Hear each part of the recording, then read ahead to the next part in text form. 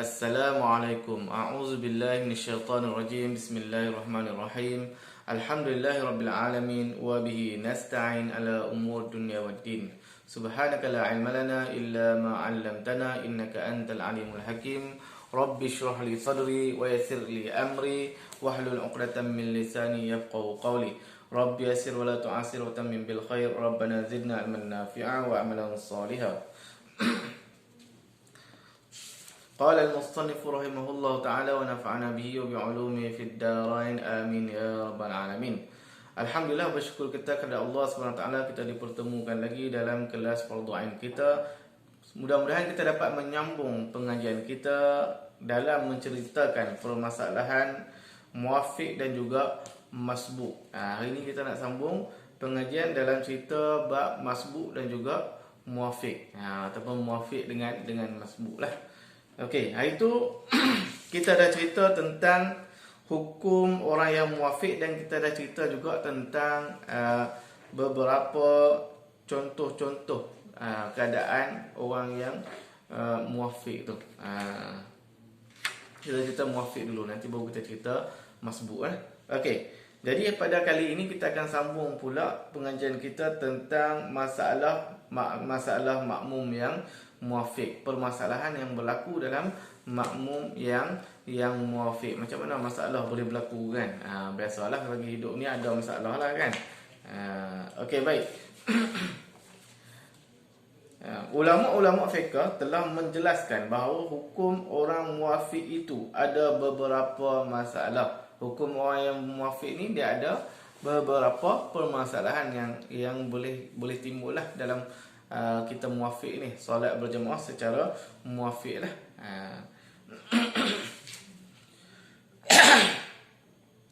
Ada masalah bersepakat kata oleh ulama dan ada masalah yang berlainan pendapat di antara mereka. Ada masalah benda yang jadi semua ulama ni berpandangan sama aja kan, tetapi ada permasalahan yang lain yang ulama bersalahan pandangan, iaitu khilaf lah kita panggil kan.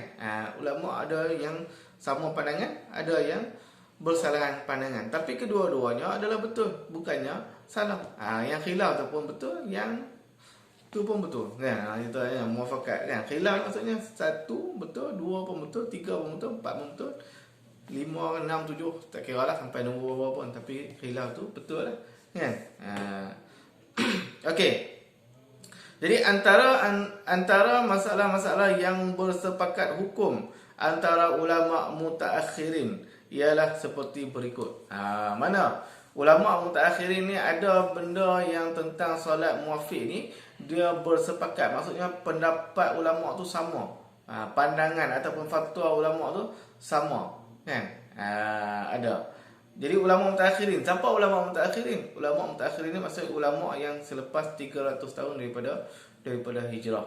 Tahun hijrah lah. Tahun hijrah ke-300, selepas tu dipanggil ulama mutaakhirin. Kalau yang sebelum 300 tahun tu dipanggil ulama salaf.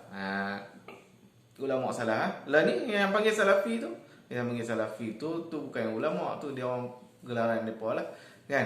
Tak payah nak bantai siapa-siapa. Kita tengok ni, kita mengaji, betul kita faham, kita amal. Tidak perlu kita nak kritik sana kritik sini, tak payah kan. Yang penting kita tambah ilmu supaya ibadat kita menjadi lebih kukuh dan ibadat kita menjadi lebih sempurna, ibadat kita menjadi lebih tepat. Seperti mana yang Rasulullah suruh lah, sallu kama raaitumuni usalli, solatlah kamu seperti mana kamu tengok aku solat kan. Itu Nabi kata kan. Jadi kita tak dan dengan Nabi, kita tengok ulama lah. Sebab Nabi kata al ulama warasatul anbiya. Tak kira lah ulama mana, tapi dia adalah warasatul anbiya. Dia ada waris Nabi kan. Salah waris pun dia ada waris yang baik, ada waris yang buruk kan. Tu. Sebab dia bukan Nabi kan. Nabi mesti baik. Sebab apa? Dia kena ada sifat yang 4 tu lah. Sifat Nabi, sifat yang wajib bagi Rasul yang 4 tu kena ada. Okey, baik. Masalah yang pertama, permasalahan yang pertama, orang muwafiq yang dimaafkan oleh syarak kepada ni, yang ulama bersependapat, maknanya bersetujulah sama-sama, semua sepakat kata ni macam ni dia punya keputusan dia kan. Iaitu orang muafiq yang dimaafkan oleh syarak kepada yang tertinggal 3 rukun.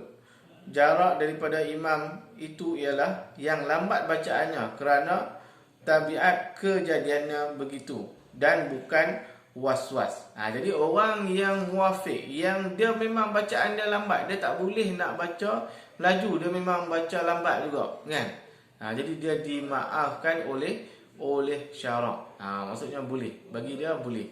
Tapi bukan orang yang was-was. Orang yang was-was ni mana? Dia rasa tak puas hati. Bila baca surah Fatihah tu, dia rasa dah ulang balik. Sebab apa? Dia rasa macam tak baca lagi. Padahal dah sampai siratal ladzi, kan? Dah sampai siratal ladzi lah, tapi dia ulang balik.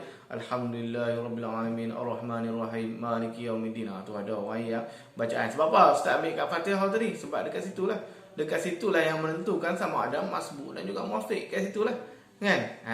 Bacaan Fatihah, sempat baca Fatihah dengan qiyam imam, sebelum imam masuk rukun yang keempat, maka itu dia muafiq, kan? Itu kita dah belajar dah dalam video yang lepas, kita dah belajar dah benda ni. Jadi boleh rujuk balik video-video yang lepas lah.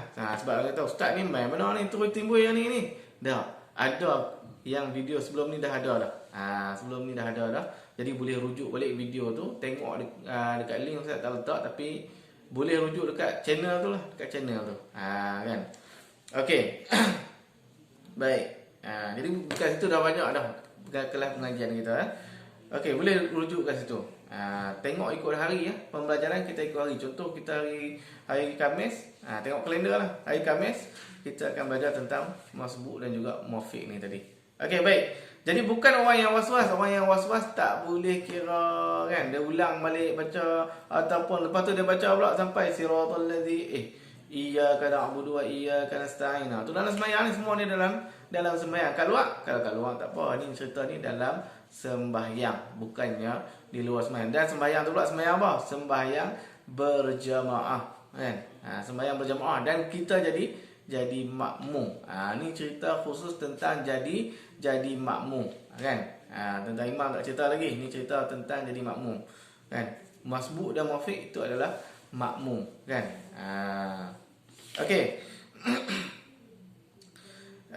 Orang yang memang tabiat kejadian dia memang lambat baca. Kalau dia cakap pun lambat, susun satu, kan? Bacaan dia pun lambat, satu, kan? Jadi orang tu dimaaf. Dimaaf tak kat mana? Nanti kita tengok, kan? Tetapi orang yang lambat bacaannya kerana was-was tidak dimaafkan ketinggalan 3 rukun. Orang yang was-was tidak dimaafkan. Sebab apa? Dia kata sebab apa dia tak dimaafkan? Orang yang was-was ni sebab dia seolah-olah bermain-main dengan bacaan tu tadi sampai tak sempat nak ikut imam. Nampak tak? Itu sebab tu kita jangan was-was. Kalau dah sampai siratal ladzi tu jelah, jangan ulang balik. Kecuali kalau pasti. Sekarang kita tak pasti. Baca ke tak lagi? Baca ke tak lagi? Itulah was-was tu. Kan? Bukannya kita was-was ni kita kata tak baca lagi. Tak, tu yakin. Lain. Was-was ni dia kata rasa macam tak baca lagi. Rasa macam tak baca lagi. Itulah was-was. Tu benda ada tu. Kan? Yang kita kena perhatikan. Sebab benda ni kalau kita biar, nanti dia akan jadi lagi teruk. Penyakit was-was ni dia akan jadi lagi teruk. Sama juga dengan kita ambil wuduk, kan? Kita ambil wuduk. Tapi yang ni nak cerita sini, kan? Bukan cerita ambil wuduk. Was-was tu tak dimaaf. Was-was tu ceritanya was-was tidak dimaaf. Tidak dimaaf maksudnya tidak kata boleh tertinggal rukun daripada imam. Kalau orang yang tak was-was, yang baca lambat, itu saja yang boleh ketinggalan 3 rukun tadi. 3 rukun yang panjang yang kita ada cerita dalam video yang lain. Jadi boleh rujuk kat sana lah. Boleh rujuk kat sana. Tengok video lain. Pendek je, 10 minit je. Okey, baik. Okey. Rukun melainkan dimaafkan sekadar imam belum turun untuk selesai untuk sujud. Dia selesai bacaan Fatihahnya. Jadi orang yang was-was ni hanya dimaaf apabila imam bangun daripada rokok saja. Ini maksud imam tu nak turun sujud, dia dah kena rokok. Yang boleh sampai imam bangun ke rakaat yang kedua, itu hanya orang yang memang dia baca tak boleh laju, dia baca lambat. Tapi bukan surah, bukan surah Al-Fatihah, surah Fatihah tu. Bukannya surah-surah yang lain selain daripada Fatihah. Yang dimaaf ni hanya surah Fatihah saja. Ni jangan kita bila imam dah rokok, imam dah nak ni juga kita pun nak perhabis juga kita punya surah kita. Tak payah. Lagi bagus tak payah baca pun tak apa, kita dengar imam. Sebab apa? Sebab ada ayat Quran sebut fa iza qara'tal Quran fastami'u lahu wa ansitu. Bila ada orang baca Quran, kamu kena dengar walaupun dalam sembahyang. Dengar, wa ansitu dan duduk diam. Kan? Jangan baca benda lain. Bila ada orang baca Al-Quran, dengar dan juga diam. Ni adab kita apabila mendengar Al-Quran. Okey, baik.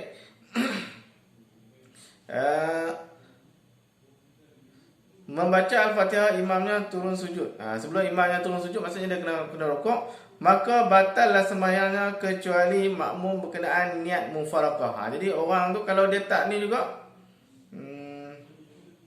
okey, dia tak, bila imam dia nak turun sujud, maksudnya imam yang tidak nak turun sujud, dia dah kena rukuk. Kalau tak rukuk juga, maka batallah sembahyangnya. Sembahyang batal lah.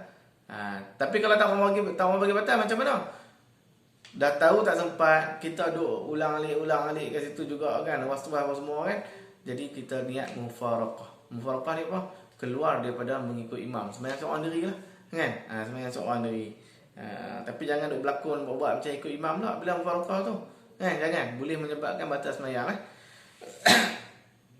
Sebelum imam turun sujud dan dia sebelum imam turun sujud tu dia dah niat mufaraqah. Kalau imam dah turun sujud baru niat mufaraqah, dah batal dah. Bila imam turun sempurnanya sujud imam, batal lah sembahyang makmum tadi yang was-was tadi, yang baca Fatihah tak habis tadi, yang tidak turun rukuk tadi, maka batal lah sembahyang dia.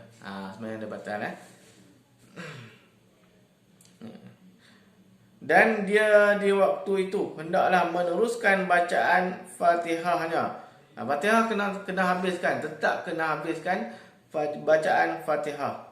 Sebab dia adalah orang yang muafiq. Dia tak dan sebab dia was-was kan. Itu dia tetap orang yang muafiq, jadi dia kena habiskan dia punya Fatihah dia. Kalau contoh dia kena turun rukuk tadi kan. Dia tak habis Fatihah, tapi imam dah nak bangun, imam dah nak turun sujud kan. Imam dah nak turun sujud, dia kena rukuk walaupun tak habis baca Fatihah, tapi di akhir nanti kena tambah rakaat tu. Rakaat kedua, rakaat pertama macam tu kan. Rakaat kedua tak sempat juga nak baca Fatihah, kena rukuk juga kan. Rakaat ketiga tambah habis semua rakaat kalau tinggal macam tu, rakaat pertama satu tambah satu. Kalau rakaat kedua pun macam tu juga, tambah dua. Kalau rakaat ketiga tambah tiga kan. Ustaz macam sembahyang seorang kan. Tak tu macam tu, ni cerita kata hukum. Ini cerita kata hukum tadi. Hukum sebagai makmum tadi kan. Ni kena belajar kan. Tapi takkan sampai betul. Cerita was-was ni kena dibentras lah. Dengar cerita macam lawak lah, tapi ada lah. Dengar cerita macam lawak, cuma tak ada ilmu. Bila tak ada ilmu, batal sembahyang. Tak perasan kata batal sembahyang.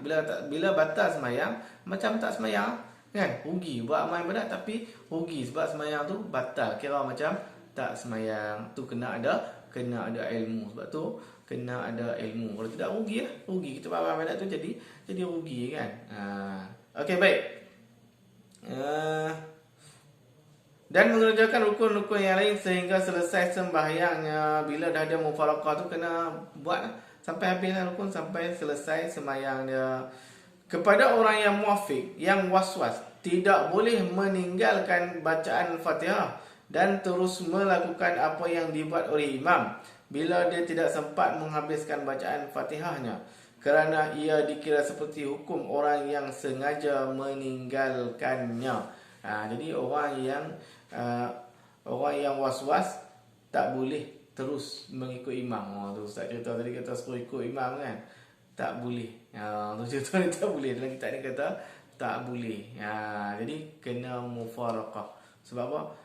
Sebab dia dikira sengaja meninggalkan rukun. Bila sengaja meninggalkan rukun, maka sembahyang dia batal lah. Sengaja meninggalkan rukun, sembahyangnya batal. Macam yang Ustaz kata tadi kan. Tu berdasarkan yang atas tadi kan. Tapi di sini tak boleh. Kita yang tak boleh. Yang ni ulama semua muafakat cerita kata benda ni tak boleh. Tak boleh lah. Okey, baik, itu permasalahan yang pertama tentang muafiq. Jadi saya ingat sekadar itu dulu perkongsian kita pada kali ini. Jadi kita akan sambung pada masa akan datang insya-Allah masalah yang kedua. Wallahu alam. Assalamualaikum.